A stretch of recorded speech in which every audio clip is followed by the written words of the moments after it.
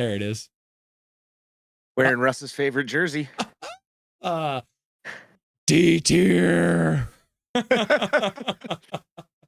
the parade. Yeah, parade's back on. Parade is back on. We're going down Robson, and we're going to take a left on Pacific Boulevard, go right in front of the arena.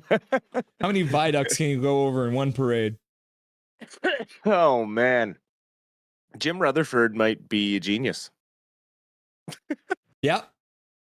I mean, although like JT Miller did not look great a lot of times tonight. He made some like very bad JT Miller-esque plays because he's kind of two-faced in that way, right? Where like sometimes he could like win the heart and then sometimes he is like, schmegma. Yeah, I think he's a little grumpy over everything that has unfolded.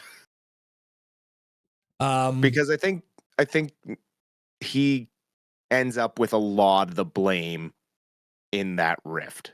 And let's be clear, we're not here to start rumors. We don't know who's to blame.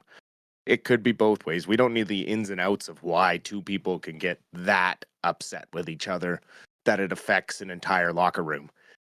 However, here we are. Yeah.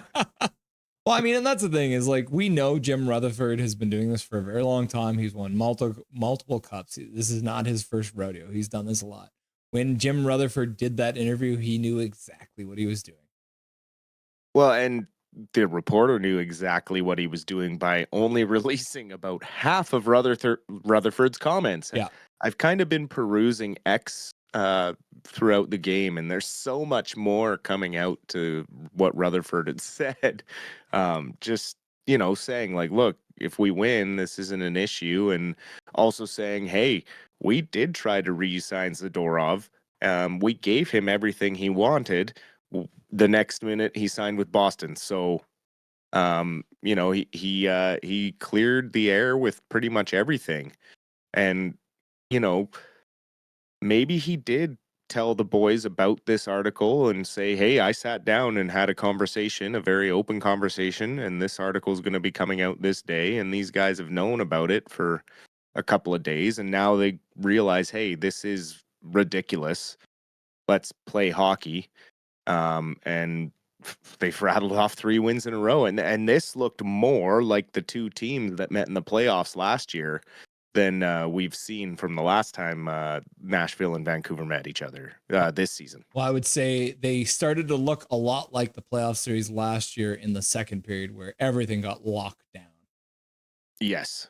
Because those two, like the first period was like wide open. Both teams had, multiple shots. And then all of a sudden things got locked down in that second period. And there wasn't a lot of shots. I mean, Nashville did outshoot the Canucks through the second and third period. Like they had 8 shots and 11 shots. But yeah, 13 shots apiece in that first period. Things got locked down on both sides. Obviously, Nashville locking things down a little harder than the Canucks did. But again, even having said that, the Canucks scored the only goal in the second period, and that was on 3 shots. So if you were to look at Tocchet's system, that's pretty much exactly what he wants to see, right? Low shots, but big goals. Well, and let's not kid ourselves. Nashville's not a third last place team. Like, you look at their roster, and they have had just similar struggles to the Canucks this year. They struggled to find chemistry with a bunch of new players that came in through free agency. But the one thing they've always done is shut it down defensively. Like, they have great D-men. That's one thing that they've always done. So we see that again tonight. Really difficult to generate quality chances. The Canucks had some chances, and nice to see. I mean, this game was still exciting to watch. The Canucks were still trying to push the play. They weren't deferring to the point or just dumping it off and kind of going half speed into the offensive zone. Like, they were skating into the offensive zone with purpose, even though they were getting shut down here or there. And they did a good job to not let the missed calls that were happening get too far under their skin. I know it was close there. Tocchet more than 3, man. Like, I mean, Garland, you can say 3 high sticks went on call, right? 3 like, high sticks. If you went just with a high 6, 2 of which were double minors. Yeah. Like, and Garland took a second one on that same play in front of the net, not just the one where Stamkos spun around and caught him. There was one in front of the net, like where he caught another one. So there was 2 in the same shift. So there was about 5 or 6 missed calls by the officials tonight. And then they go and call, you know, a cheap little hook on Joshua where he didn't really pull on the gloves. Like he got his stick up there, but didn't really impede Shen at all. But still ends up with the 2-minute hooking penalty after 2 missed high sticks where blood was drawn. And those are the ones that you could even see Tocchet starting to get to the end of his fuse there. And he's been pretty good about keeping his cool with officials this year, but he was ready to blow. Yeah. And he even had to, tell Garland to kind of shut up, stop him there a little bit because Garland was starting to get at it. Which fair enough. When you're working as hard as you are and it's a tight game like this, you can't be missing those penalties. You're gonna miss a penalty here or there, but to be missing those high sticks, and you could see after the first one when Susie had to leave and go to the locker room, Tocchet was giving it to the officials saying, "Hey, last game, one of the linesmen called one of these penalties on us. There's 4 of you out here. How do you miss that?" Mm-hmm. Right? Like you could kind of piece together the conversation because he said, like, us, right? Like us last game is pretty much all you need to see and know what he's talking about. The one that Höglander got called on out of nowhere because a linesman came up and said, "Yeah, he got him." Right? That could have happened this game too, but apparently those things don't happen to us because we can't have nice things. Well, it was one of those ones too where you could see talking to the refs, and you could see the refs knew they screwed up. It was one of those ones where they had that like sheepish look of the child who's like, "I'm sorry, I did something wrong. I didn't mean to. It was an accident." But I mean, you got that look on the face. I was expecting some kind of a makeup call, and I don't really think they got one through the game, which is what you say you want. You said you don't want makeup calls, Dustin. That's what you said. No, and they didn't, right? They found a time to. I mean, they did call a soft penalty on McCarron, but Yeah. it was a penalty. He got a stick in the feet. But yeah, you wait for. I mean, I'm sure they were looking, but Nashville did a good job of not really putting themselves in position to take ones after that. I mean, I'm sure their coach probably said, "Hey, we got away with a couple here. Let's be careful," because as a coach, when you get away with a couple, the refs are probably looking, right? So it goes both ways in that sense. And the Canucks did a good job of getting the puck back and trying and winning this game. Given that Nashville is so good in the face-off circle, it's less to do with us struggling and more to do with their strength. So yeah, very good road win. Look at us go. Don't look now. We got a 3-game winning streak. Like what What are your thoughts on what are we supposed to talk about? I mean, we can talk about good things for once, and we can mock people like Philip Forsberg. What the hell is he thinking with like 30 seconds left to go in the game? He cuts right behind Demko and runs to him to take a penalty to screw his team's chances of winning. Like what is a player like that even thinking at that point? Or is that just a good summary of how Nashville's essentially been playing this entire year? I think it's the trying to do too much mentality, and we've seen the Canucks do it at times where they make boneheaded moves and plays, and we've seen a stretch of games where that happens, right? And I think that's just Forsberg's trying his best to get the game tied up. He's trying to take the shortest path to the puck. He sees a lane straight in front of him, tries to skate through it. Demko backs up a bit, but it is Demko's ice because it's in the crease, right? But it's just one of those moments where you kind of aren't really thinking. You see a path and you try to beat the goalie through that path, and if he gets behind him, then great, he's into the corner, no issue. But yeah, he gets tangled up, falls on him, takes a bad penalty, and Suter's able to ice it with the empty netter. Technically a power play goal, so the Canucks go 1 for 3 on the power play, even though their power play, I mean, they had a couple good chances, but I would say they did a decent job of getting the puck to the middle of the ice, but I think Nashville's just one of those teams that penalty kills so well. But I mean, it's nice, at least even just for the stat column, to say, hey, we were 1 for 3 on the power play, because I think they did some good work on the power play, minus the breakaway that they gave up.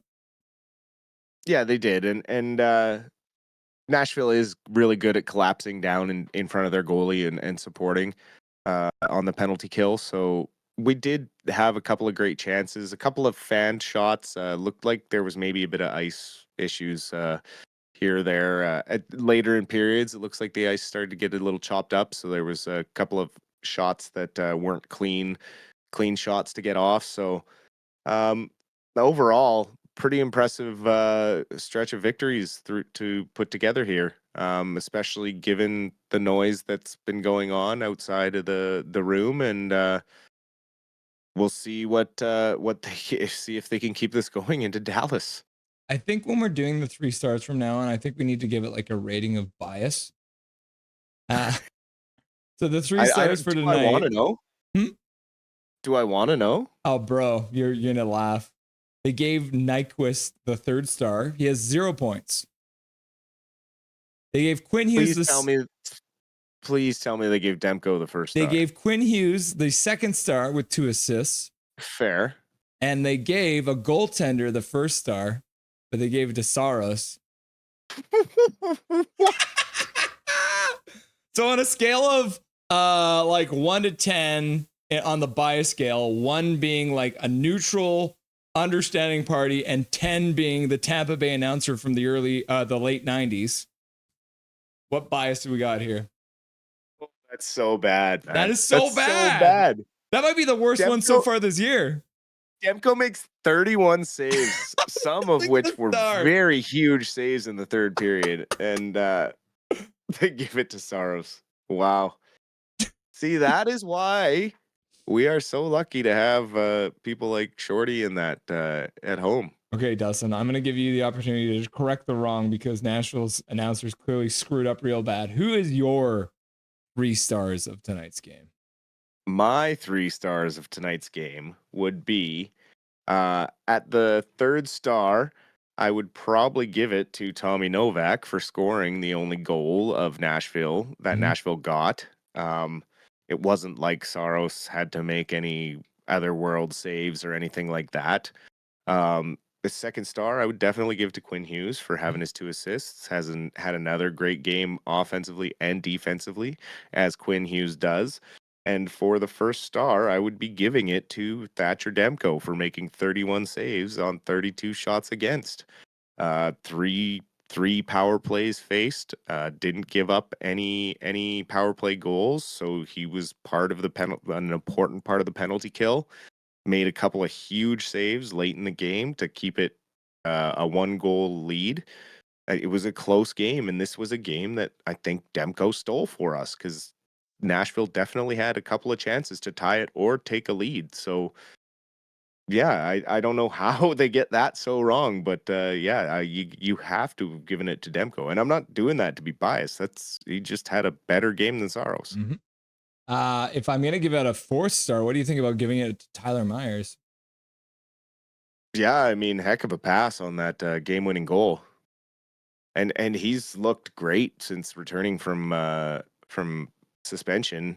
His time off to kind of work with the coaches a little extra time, and he's getting comfortable playing with Hughes, which he had to spend some time there while Hronek was out. So, he's fallen right back into that comfort zone of playing with Quinn, and Hronek seems to be getting a little more comfortable running his own pairing, which is nice to see. And it's nice to see that we didn't pay for putting Juleson in the lineup either. So that's always a positive. Tyler Myers finishing the night with 24 minutes and 36 seconds of playing time. That's huge. Mm-hmm. Huge. The other one I wanted to ask you about, because obviously there was actually some questions in chat earlier about Linus Karlsson, because we've seen him up here earlier this season, a little bit last season. People don't really know a lot about him. Can you give the fans a little bit of an idea about what his game is and what they can expect from him moving forward? So he's kind of like a later bloomer. He was acquired in a trade from San Jose. Excuse me. We're drinking water together. Yeah, we are. Air's kind of dry tonight, so I got like a scratch in the throat. So he came from San Jose when we traded Jonathan Dahlin away. Originally drafted by New Jersey. Technically, he was traded for Lou Lamoriello. Interesting. So Toronto traded their draft pick to the New Jersey Devils for the rights to talk to Lou Lamoriello to be their GM when they were in rebuild land. And that draft pick ended up being Linus Karlsson. He ended up going to San Jose. San Jose traded him up to us. He's been in the minors blooming since then. This has been his best year so far. So really nice to see him get that first NHL goal. He's been working really hard in Abbotsford. Obviously, since he came back from injury, been on an absolute tear, has 12 goals down there in the AHL. So good to see. Good to see that line getting some chemistry and burying one. Are we thinking for a nickname for the line? Are we calling it How Sweet It Is? Ooh, I like it. I mean, the Swedish players together. Quinn Hughes, 43rd assist and 44th assist. Or no, did he only get the one? I think they took. Oh no, they gave him the second. No, he got him. Carlson. So yeah, 43 and 44. So he's essentially going assists per game. Are we talking about a 100-point season, 20 goals for Quinn Hughes? Because I asked you earlier in the year if you thought that Quinn Hughes would get 20. And I mean, he's on pace for probably over, I think he's, 106 points he's on pace for right now, and probably 20 goals. What is the limit for this man? The sky. However high he wants to go. It's up to him. I mean, he's doing this. Let's not forget, he is doing this with one hand. And he shoots left-handed, so it's his like power hand that's all messed up. Like, it's his low hand on the stick. So it's incredible that he's doing what he's doing. Imagine if he was fully healthy. I just can't. Like, and that's why he's not been taking his slap shot that we saw earlier in the year that was like all of a sudden lethal. When he's fully healthy again and can start unleashing that shot again, I mean, he's going to get 20 goals. He might get 30 goals one season. I just want him to get a hat trick because it's embarrassing the Canucks only have one player that has ever had a hat trick. Yeah, but with probably the greatest mustache in Canucks history. So, is your wife in the room with you or your partner? No. Your beautiful better half just donated $69.99 for Russell's jersey fund. Who else is pitching in? What is she doing? 69, that's crazy. Send in a message to me in the office here, I guess. You know what you're doing later. Checking to see if you got the joint bank account. Thank you very much, Katie. I appreciate that. She's a great supporter of both of us and of me doing this with you. So very happy to see that. That's awesome. I guess we should probably get me and you and the better halves together at some point too, eh? Absolutely. What is this? Then Big Mac drops a 50 bomb. What is this, Big Mac? You already donated 20 tonight, man. This is getting wild out here. Let's go. But do you guys want me to buy a jersey, or do you want me to put Dobby through college? Because it's very important for him to get through college, you know? That is awesome. Big Mac Katie in the chat donating money. I did want to talk about the Abbey Canucks, but it looks like they're just at the end of the second period. For the sake of just being able to call the full game, should we just wait and hang on to it for the Friday and we can just talk about it once the full game is done, or do you want to talk a little bit about it? For sure. Yeah. We can talk about it when the game's done. I could just give you a little update quickly that Lekkerimäki is not playing tonight. Okay. He is still back from that crash he took into the boards at the end of the last game against the Roadrunners. Other than that, things are looking good so far. Cool. So we will update that next game. Yeah, we'll leave it at that. The other thing I did want to mention too is Gary Mason, going back to that whole thing. I don't want to talk about what he talked about, but years ago when I worked in radio, I ran a talk show called the Dave Brindle Show, and Gary Mason was actually a regular contributor to the show. He would come on because we were owned by the same company. The Globe and Mail owned the radio station essentially. So I was in my head, I'm like, should I try and get in contact with him and try and get on the show? But it's one of those things where I don't think that we get much more after all the interviews that have been done for him. But the point that I like that you made is that obviously Gary Mason hasn't made a lot of sports content lately. He started, I believe it was the Vancouver Sun. He was in the sports department, but we're talking Yes. like that goes back years, right? So Mhm. it's kind of a weird one with that. And I did want to mention that a little bit just because going back to Jim Rutherford, because of the way that even tonight's game turned out, maybe he has pulled some knobs with this Gary Mason interview that it seems like maybe it's given some guys a kick in the butt. What do you think?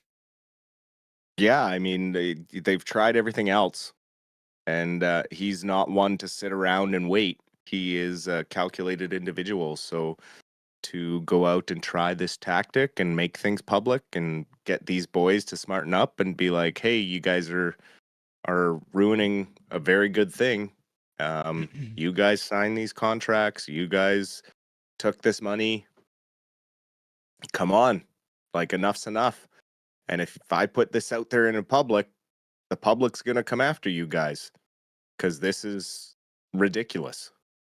So does Canucks logic say that they're going to win every game before the break for the Four Nations? Yeah, and then Petey and Miller are gonna fight.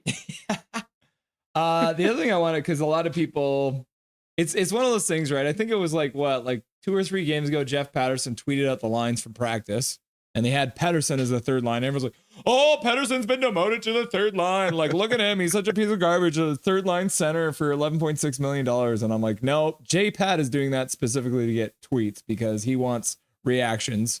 I have literally been putting Pettersson as the top line because I think that that is nonsense. I wanted to point out tonight, JT Miller played 16:21. Elias Pettersson played 18:42 and was a +2. So for everyone who's like, "Oh, Pettersson's been noted to the third line," no. Talkit is saying, "I have 4 lines that I'm confident in. I'm going to play whoever I think is going tonight to make sure that I have the best lineup out there." Are you kind of on the same page? 100%. It's about matchups. Yeah. And whoever's got their feet under them, they're going. And that's how he's going to operate now because they have to. Every game's a playoff game going forward. They can now feel comfortable that they are winning, that the system is working. They need to keep the pedal to the metal. They need to know which teams they can push the offense more against, and then which teams they can sit back and play this back and forth, choke it off hockey. And I think that's the thing we saw a lot last year, which I don't think we've seen as much this year, is that the Canucks weren't just winning in one way, right? They were winning in a whole bunch. They were coming back from behind. They were blowing people out. They were winning like 2-1 games. They were winning 6-5 games. And that's kind of where you want to see them get back to. And if the system can work like it did last year, I don't think there's any reason that can't start happening again this year, right? Yeah, the only difference you want to see this year is that you don't want to see that, constantly having to find a way. And I think that maybe looking back at it now had a lot to do with the inconsistencies early in the season because we went from a fly by night, find a way to win team to a extremely defensively structured team that all of a sudden was so focused on that side of it, completely forgot how to break out and play offense. And now we're seeing, okay, you guys, we can play offense and play defense. The team is starting to turn a corner, and we've seen shades of this against good teams. It was just the consistency of missing the consistency against the worst teams or the teams lower in the standings that they should have been handing pretty easy losses to, and instead we're getting lackluster efforts, and clearly that was still some of the locker room issues going on, and just with the timing of everything, given that that article likely had to be edited and probably the interview went down, I would say probably a week ago, maybe. Rutherford's the type of guy to come down and say, "Hey guys, listen, this is going to come out next week. So if you guys really want this to go away, maybe start winning some hockey games." You going to be good to go for Friday for the first intermission? Yes, sir. Perfect. You have some competition on Friday though, because we got Nucko from Nuck Memes on Instagram actually joining for the second intermission. So everyone always talks about how much they love you and how they want to get me kicked off the show. So maybe they're now going to say they want Nucko running the show. So it's a 5:00 start on Friday against the Dallas Stars in Dallas. Should be an interesting one. Dallas is obviously a really good team. Another good test for the Canucks because obviously St. Louis, Nashville, not the best teams in the league. Obviously, they started the streak with Washington, but Dallas should be kind of that final stamp of like, yes, we're back if they can win 4 in a row. If they can put the effort up that they put up in the last 3 games and continue to push the play early, come out with energy, keep the shots to the outside, they'll need to do a little better shutting down those quick rebound plays that Nashville got a bit tonight. But yeah, no, I think this is the Canucks team we hoped to see at the beginning of the season. They're starting to find some chemistry and some consistency. So we will just cross our fingers that this continues. Can we get a 3 in the air to just tell everyone that we got 3 wins in a row? And we are in a playoff spot, baby. I actually got my hair cut this morning, and my hairdresser is a Calgary fan. So I told her by the end of the night, we're going to be ahead of you in the standings. And I'm sorry. And she's like, no, you won't. And I'm like, all right, buddy. Whatever you say. Yeah. Yeah. I mean, we've all been waiting for the Calgary fall off to happen. Maybe it's time. Maybe it's time for the switch. We go up and they go down. Would be nice. Heck, you might even catch Colorado with the way they blew up that roster. So who knows the mindset of that Colorado team moving over there. I think maybe Colorado has a bit of a downs period, but they've got too much talent on that team, I think, to fall very far. But now we're looking at, you might even see 5 Pacific Division teams making the playoffs. Yeah, I mean, who knows what Colorado's up to? Maybe they're making a play for Sid to come hang out with McKinnon for a couple years here. All that, I mean, save Sid. Save Sid. Save Sid, but don't bring him to the West. yeah, fair enough. Awesome, Dustin. Thank you very much for everything tonight. I appreciate you. Tell your wife, your better half, that I say thank you very much for the $69. And we'll talk again on Friday, brother. Absolutely appreciate it as always. We will talk to you then, and we'll get the misses together here soon. Nothing is perfect.